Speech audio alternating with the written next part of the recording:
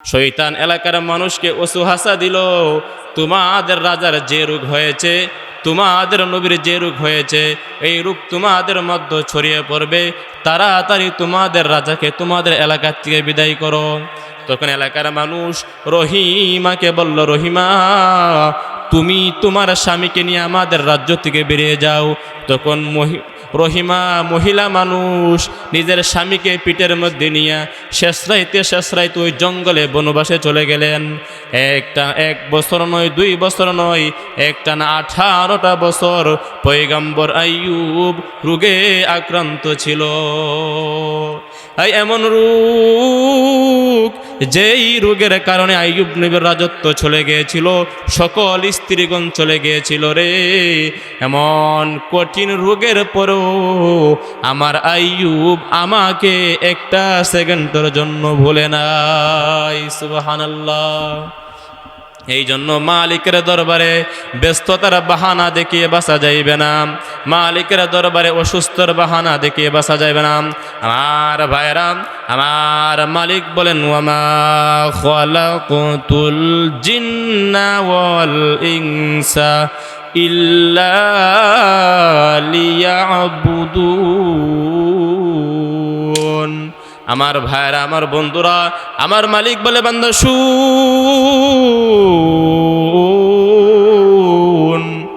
আমার আপনার মালিক বলে, বান্দা শুন, আমি মালিক মানুষ বানাইছি,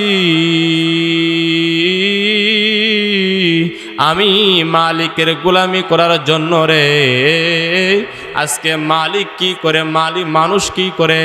মানুষ দেখা যায় আল্লাহর গোলামি করে না, মানুষ নিজের কর্ম নিয়ে ব্যস্ত থাকে।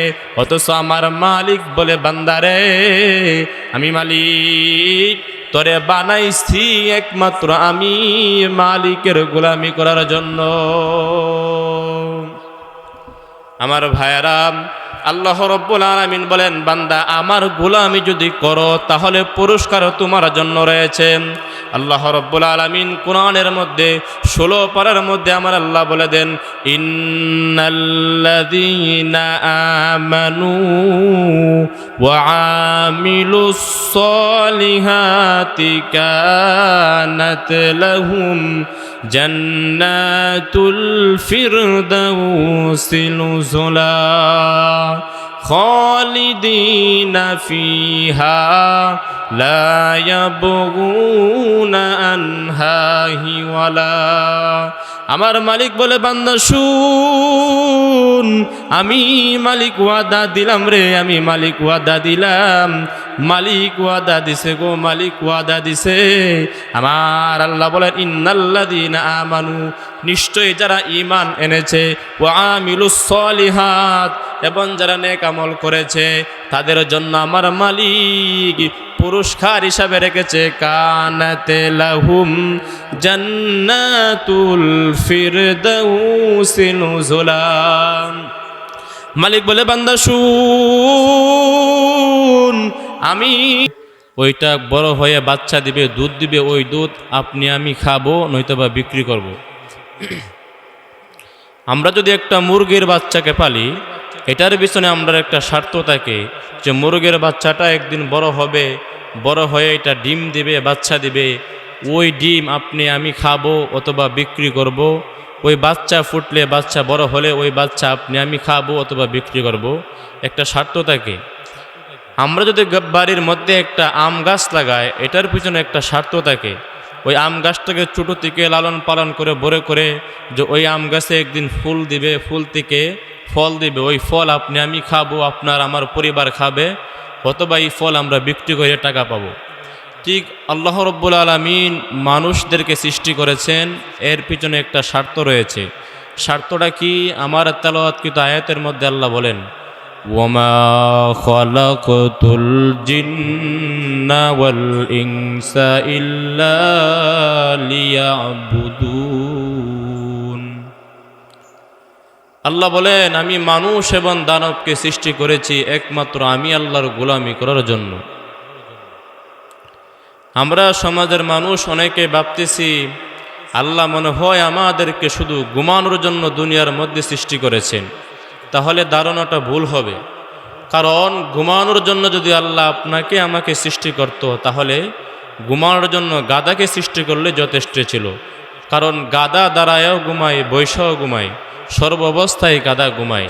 এই জন্য আমার আপনার মালিক আপনাকে আমাকে শুধু ঘুমানোর জন্য দুনিয়াতে সৃষ্টি করে নাই।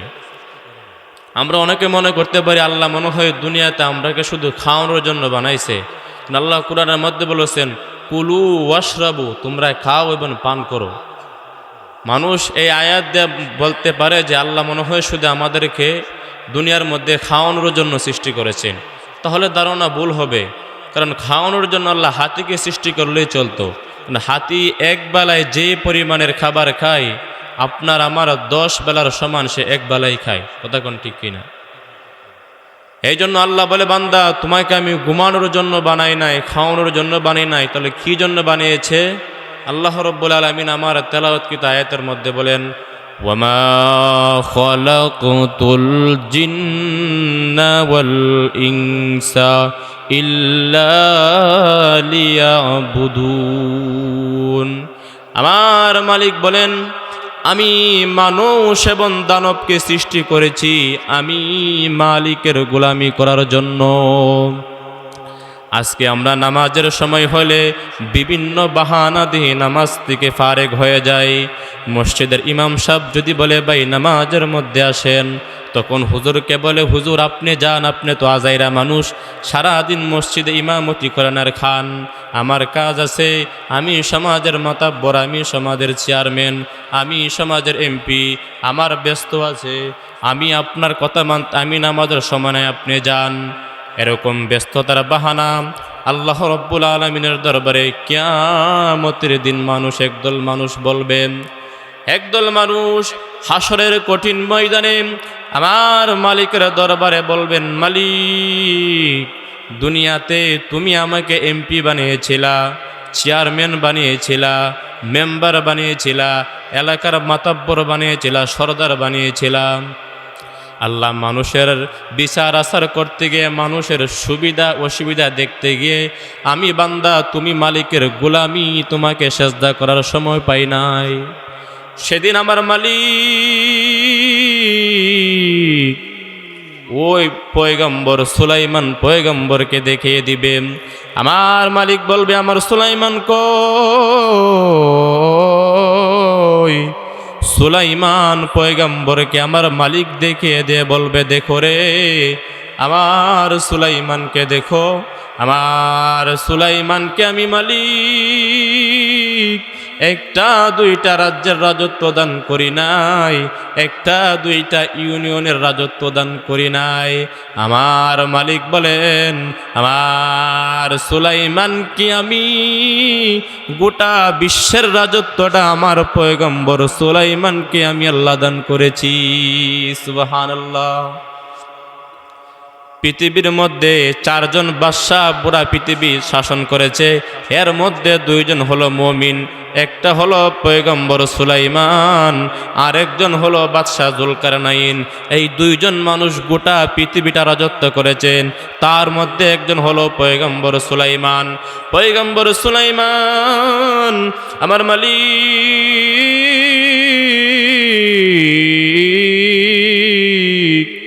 এত বড় রাজত্ব দান করছে গো। সুলাইমান পয়গম্বরকে আমার মালিক শুধু মানুষের রাজত্ব দান করেছে এমনটা নয়, পয়গম্বর সুলাইমানকে আমার মালিক জিনদের রাজত্ব দান করেছে, পক্ষী কুলের রাজত্ব পয়গম্বর সুলাইমানকে দান করেছে, বাতাসের রাজত্ব দান করেছে, সমুদ্রের মাছ গর্তের পিপলিকার রাজত্ব আমার মালিক পয়গম্বর সুলাইমানকে দান করেছে। শুধু তাই নয়, সুলাইমান পয়গম্বরের 300 স্ত্রী ছিল, 700 বান্দি ছিল। আমার ভাইয়ারা, আমি আপনাদের কাছে একটা প্রশ্ন করি, যেই লোকটাকে মালিক মানুষের রাজত্ব দান করেছে, জিনদের রাজত্ব দান করেছে, পশু পাখির রাজত্ব দান করেছে, এমনকি যেই লোকটার 300 স্ত্রী থাকে, 700 বান্দি থাকে, ওই লোকটা কি আপনি আমার থেকে ব্যস্ত কম? আপনি আমার থেকে অনেক ব্যস্ত, অনেক বেশি ব্যস্ত।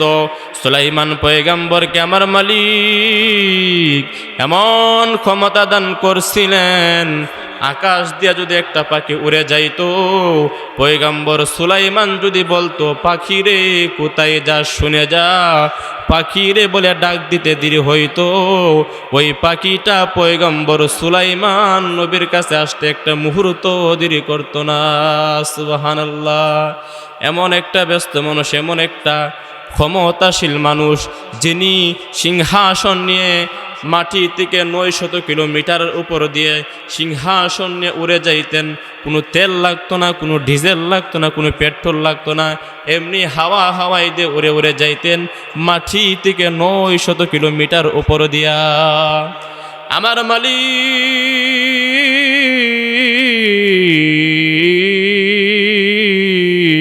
ওই হাসরের কঠিন ময়দানে ওই ব্যস্ত লোকটাকে জবাব দিবে আমার পয়গম্বর সুলাইমান, এত ব্যস্ত থাকার পরে রে আমি মালিককে একটা সেকেন্ডের জন্য ভুলে নাই। সুবহানাল্লাহ। আল্লাহর দরবারে ব্যস্ততার বাহানা দেখিয়ে বাসা যাইবনি, বাসা যাইবে না। আরেক দল মানুষ আমার মালিকের দরবারে বলবে, মালিক তুমি দুনিয়ার মধ্যে আমাকে রোগ দিয়েছিলা, রোগের কারণে আমি বিছনার মধ্যে পড়েছিলাম, নামাজ পড়তে পারি নাই, তোমার ইবাদত করতে পারি নাই। তখন আমার আপনার মালিক পয়গম্বর আইয়ুব আলাইহিস সালাতু ওয়াস সালামকে দেখিয়ে দিবে। আইয়ুব নবীকে দেখিয়ে বলবে, আমার আইয়ুব কই? আইয়ুব নবী একজন একটা এলাকার বাদশা ছিল। আইয়ুব নবীর পশু পাখির পাল ছিল, সব কিছু ধ্বংস হয়ে গিয়েছিল। 14 জন সন্তান ছিল আইয়ুব নবীর, 14 জন সন্তান আমার মালিক নিয়ে গিয়েছিল। শুধু তাই নয়, আইয়ুব নবী যখন অসুস্থ হয়ে গিয়েছিল, আইয়ুব নবীর সকল স্ত্রীগণ চলে গিয়েছিল, একজন মাত্র স্ত্রী ছিল, নাম তার রহিমা। ঘটনা শুনছেন না আপনারা? আইয়ুব এবং রহিমার ঘটনা শুনছেন না? শয়তান এলাকার মানুষকে অসুহাসা দিল, তোমাদের রাজার যে রোগ হয়েছে, তোমাদের নবীর যে রোগ হয়েছে, এই রোগ তোমাদের মধ্যে ছড়িয়ে পড়বে, তাড়াতাড়ি তোমাদের রাজাকে তোমাদের এলাকা থেকে বিদায় করো। তখন এলাকার মানুষ রহিমাকে বলল, রহিমা তুমি তোমার স্বামীকে নিয়ে আমাদের রাজ্য থেকে বেরিয়ে যাও। তখন রহিমা মহিলা মানুষ নিজের স্বামীকে পিঠের মধ্যে নিয়ে শেষ রাইতে ওই জঙ্গলে বনবাসে চলে গেলেন। এক বছর নয়, 2 বছর নয়, একটা না 18টা বছর পয়গম্বর আইয়ুব রোগে আক্রান্ত ছিল। এমন রোগ, যেই রোগের কারণে আইয়ুব নবীর রাজত্ব চলে গিয়েছিল, সকল স্ত্রীগণ চলে গিয়েছিল রে। এমন কঠিন রোগের পরেও আমার আইয়ুব আমাকে একটা সেকেন্ডের জন্য ভুলে নাই। সুবহানাল্লাহ। এই জন্য মালিকের দরবারে ব্যস্ততার বাহানা দেখিয়ে বাসা যাইবে না, মালিকের দরবারে অসুস্থর বাহানা দেখিয়ে বাসা যাইবে না। আমার ভাইরা, আমার মালিক বলেন, ওয়ামা খালাকুতুল জিন্না ওয়াল ইনসা ইল্লা লিয়াবুদুন। আমার ভাইরা, আমার বন্ধুরা, আমার মালিক বলে, বান্দা শুন।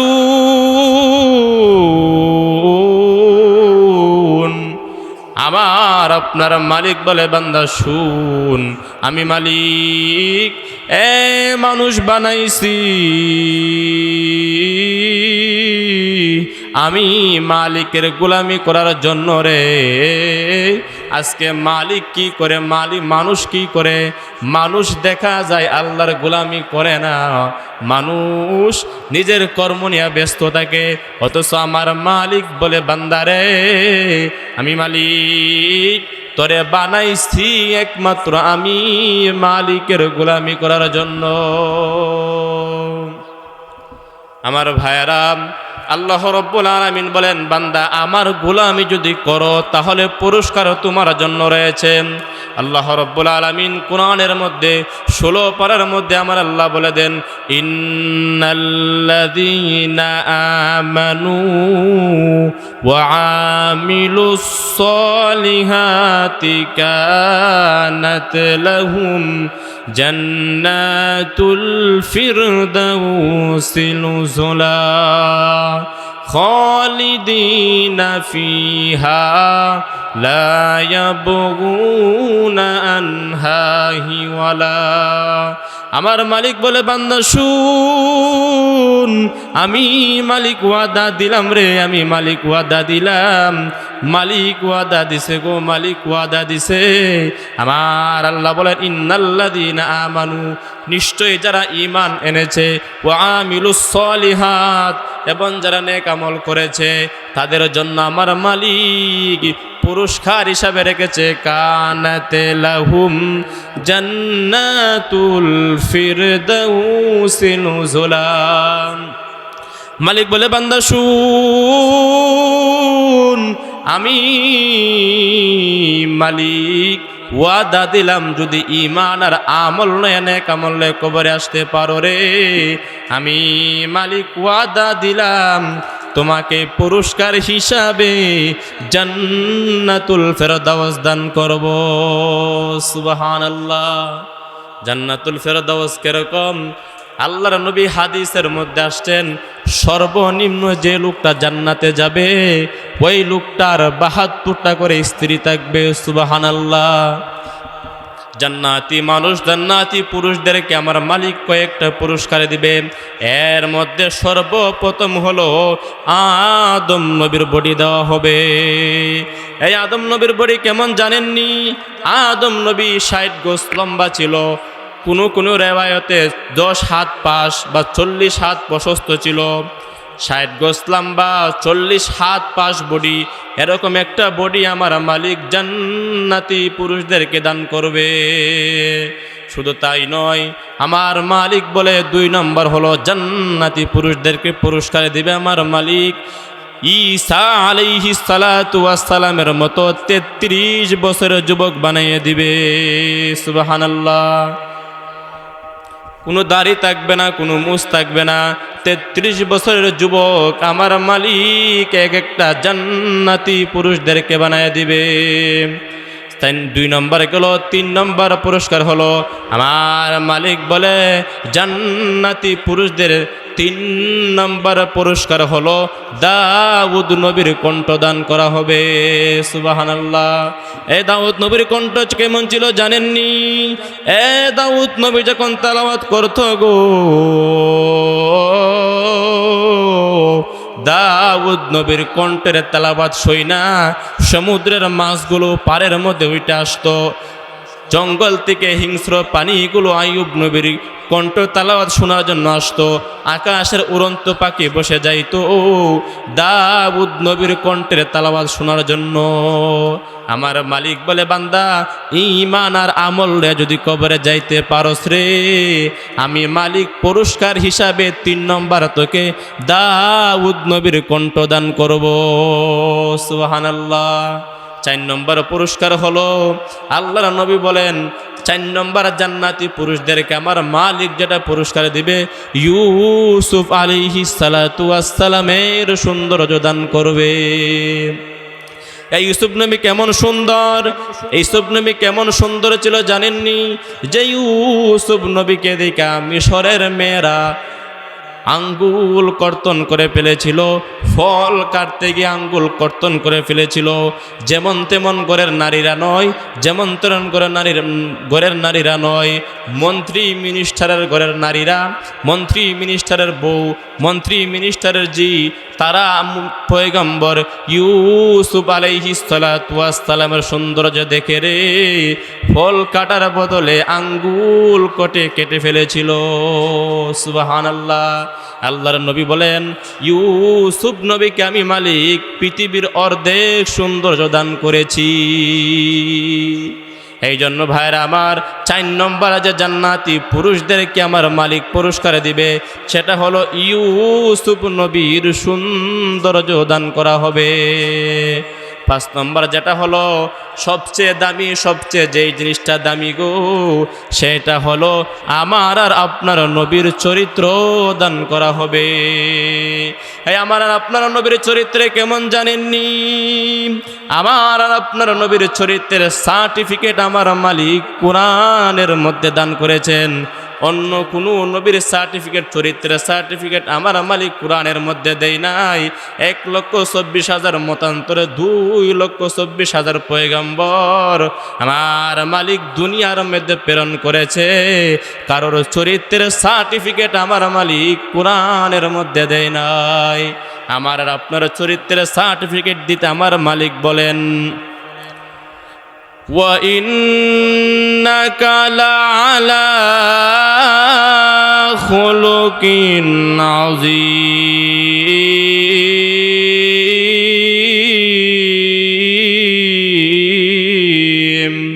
আমার মালিক বলেন, হাবিব নিশ্চয় আমি আপনাকে মহান চরিত্রের অধিকারী বানিয়েছি। সুবহানাল্লাহ। আমরা পুরস্কারগুলো চাই কি চাই না? আল্লাহ বলেন, ঈমান আর আমল লয়ে যদি কবরে যাইতে পারো তাহলে আমি মালিক ওয়াদা দিলাম রে, এই পুরস্কারগুলো আমি মালিক তোমাদেরকে দান করব। সুবহানাল্লাহ। আমাদের মধ্যে আমাদের মসজিদের সম্মানিত খতিব সাহেব হুজুর আসছে, হুজুর বয়ান করবে।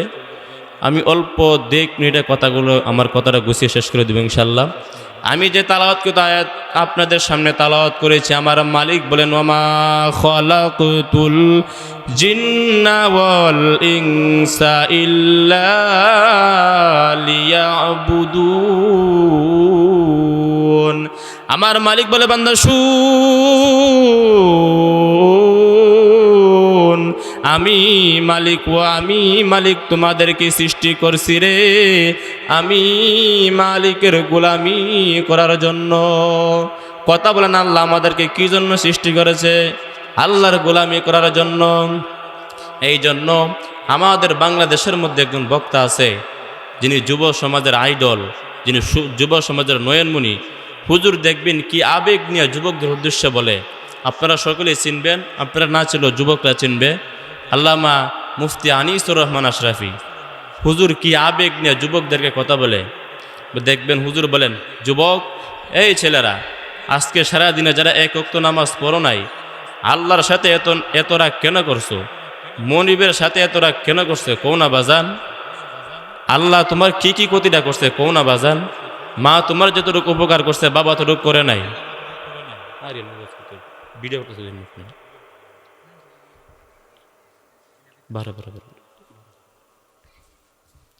মালিক তোমার যতটুকু তোমার মা তোমার যতটুকু উপকার করছে মালিক তার চেয়ে বেশি করে নাই। তোমার বাবা তোমার যতটুকু উপকার করছে মালিক তার চেয়ে বেশি করে নাই। এই জন্য মালিক বলতেছেন, বান্দারে, আমি আল্লাহ তোমাদেরকে সৃষ্টি করেছি একমাত্র আমি মালিকের গোলামি করার জন্য। আজকে আমরা দুনিয়াতে কেমন হয়ে গেলাম? আমাদের ভাই ভাই সম্পর্ক ঠিক আছে, মা বাবার সম্পর্ক ঠিক আছে, ভাই বোনের সম্পর্ক ঠিক আছে, কিন্তু আমরা মালিকের সাথে কেন তো দুশ্মনী, মালিকের সাথে কেন সম্পর্ক আমরা বিচ্ছিন্ন করে দিলাম। আমার মালিক বলে, বান্দারে, আমি আল্লাহ তোমার কি কি ক্ষতিটা করছি যে আমি আল্লাহকে বলে গেছো। এই জন্য আল্লাহ বলেন, বান্দা, আমি তো তোমাকে মূল উদ্দেশ্যে সৃষ্টি করেছি আমি মালিকের গোলামি করার জন্য। মুহতারাম হাজরিন, যে কথাগুলো বলছি সর্বপ্রথম আমাকে এবং আপনাদেরকে সকলকে আমলের নিয়তে বলার এবং বোঝার তৌফিক দান করুন। সবাই বলেন আমিন। ওয়া আখিরু দাওয়ানা আনিল হামদুলিল্লাহি রাব্বিল আলামিন। আসসালামু আলাইকুম ওয়া রাহমাতুল্লাহ। একটা ভিডিও